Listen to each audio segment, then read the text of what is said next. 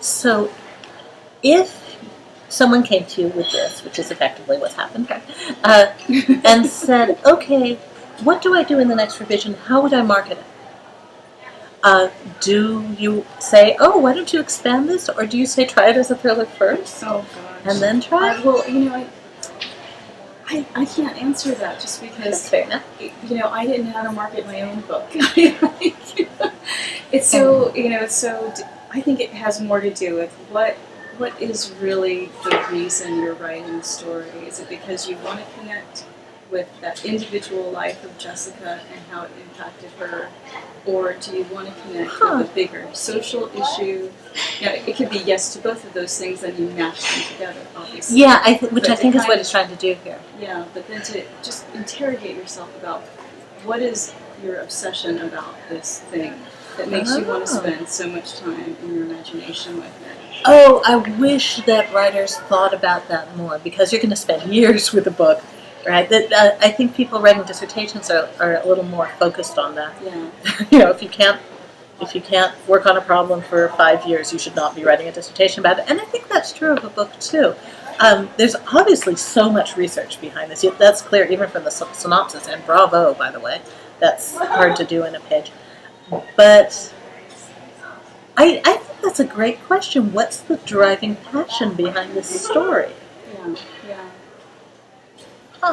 Now, if it's just to capitalize on making a story out of this event, and one should do it soon, that's a different answer.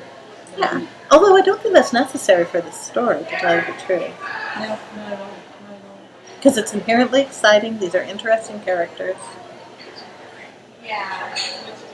The one last thing that I want to say that I think may be playing into how we're reacting to it.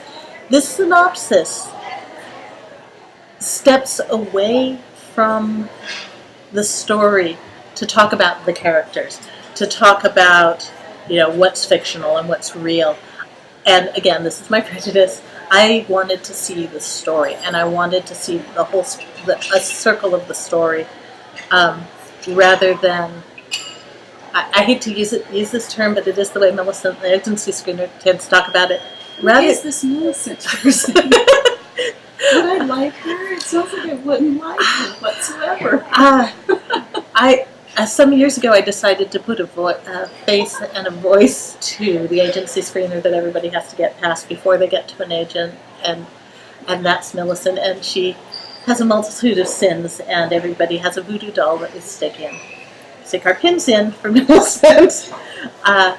But I think it's useful. I think it helps, and correct me if I'm wrong, it helps to humanize her, because I think it's very easy to think of, especially with something like this, to think of, okay, there is a robot, an android, who's just sitting there saying, is this well written? Is this well written? I will take this one. I will not take this one.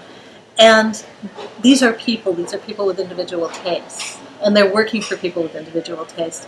So, especially with a story like this, and I'm glad you brought this up, that if Millicent is from Louisiana, she might respond differently to this than if she's from Manhattan. And that is something to bear in mind. It's not something that the writer can control, but it might well affect